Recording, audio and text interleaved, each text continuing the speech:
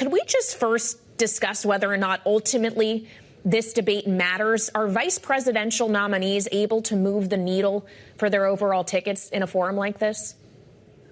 Vice presidential debates have been relatively interesting. We typically don't hear much from these politicians.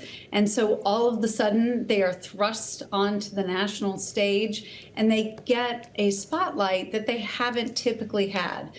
They don't usually make more than kind of, if you will, first impressions to the voters. But what they do is give really most voters more of a sense about what the presidential candidates are looking for in terms of staffing up their administration. Mm-hmm. I think the one thing that's unique about this time, at least recently, is that there are no other presidential debates in the month of October, which typically there are.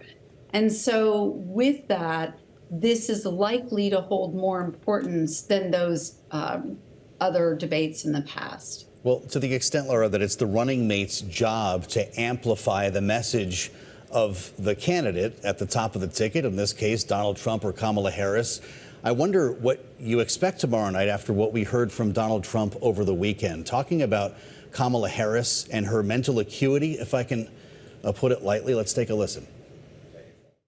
Crooked Joe Biden became mentally impaired, sad. But Lion Kamala Harris, honestly, I believe she was born that way. There's something wrong with Kamala. And I just don't know what it is, but there is definitely something missing. And you know what? Everybody knows it. He said in a separate speech in a swing state, Lara, that Kamala Harris is mentally impaired and mentally disabled. Considering the weight that carries in our society today, I wonder what you think of this sort of rebranding or reframing of the candidate, if we can call it that, from the Trump camp, and what we're going to hear from J.D. Vance on that score tomorrow. Well, I think three things about it. First of all, if she was, so deficient in her mental abilities, then I doubt she would have been able to best him as soundly as she did in the debate that they have.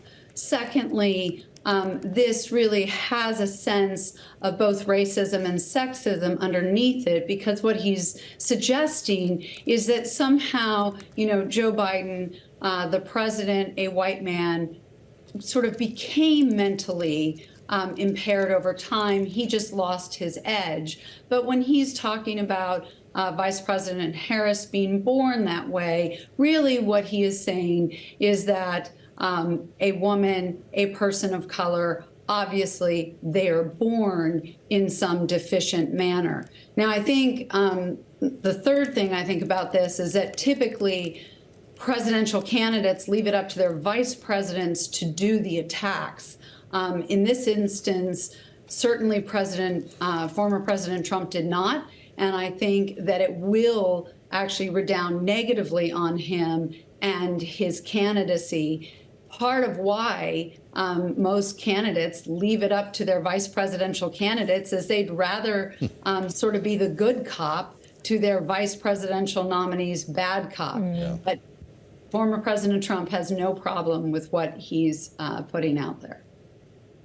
In our final minute here, Lara, it's also worth noting the rules of this debate, because they're different than the presidential debate we saw just a few weeks ago. No fact-checking from the moderators, we're told, and the mics will be hot for all 90 minutes. Are the American people served by these rules?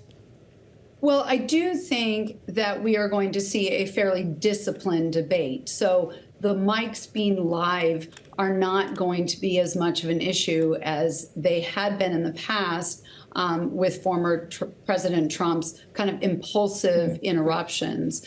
But I do think we're going to also see, I think really it will be disciplined, but it could be fierce and it could be pretty tough, because both men are going to be claiming they are the heart of the Midwest. They know this country and its people, kind of its salt of the earth better than the other one. Yeah.